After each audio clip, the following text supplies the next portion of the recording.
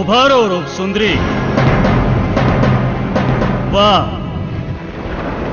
વાહ ભાઈ વાહ, આકાશમાંથી જાણે અપ્સરા ધરતી ઉપર ઉતર્યા હોય એવું લાગે છે. રૂપ સુંદરી, આવ્યા છો તો જરા મહેલની મજા પણ માણતા જાઓ. માની ભક્તિ અને ભાવ ભૂલી આજે અવળી વાણી કેમ બોલો છો રાજન?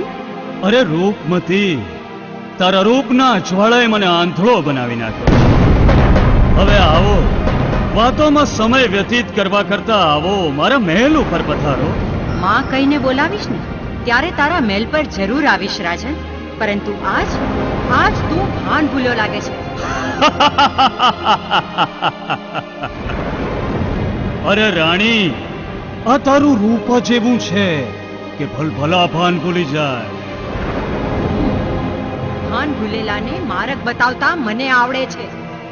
રાણી રાણી, તું તો મને માર્ગ બતાવતા બતાડીશ, પણ એ પહેલા હું તને મારી રાણી બનાવીશ, મારું વાંચ્યા મેણું ભાંગીશ. ભાન ભૂલો છો પ્રજાપાલક?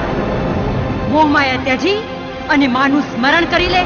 લાગે છે કે તારો સમય તો સારો જ છે રૂપ સુંદરી, એટલે તો તારો પાલો પકડવા માંગુ છું. તારો પાલો પકડીને તને પટરાણી બનાવી છે.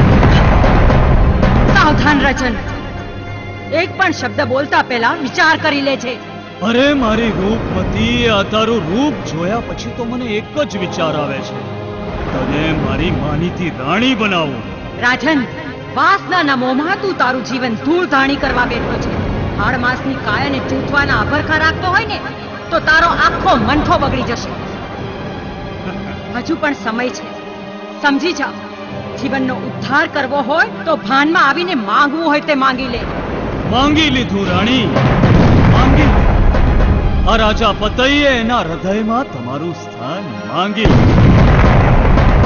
અરે તું કહે તો તને સોનાના કોઠાર આપું, ગામને ગરાસ આપું, હાથી આપું, ઘોડા આપું, રાજ અને વૈભવ આપું. માંગી લે રાજન, જે જોઈએ તે માંગી લે. માંગી લો? હા,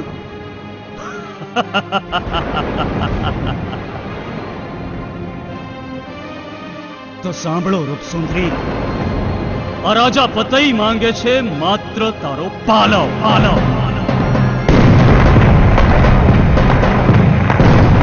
પાપી પતાય, તને લાખ સમજાવ્યો તોય તું ના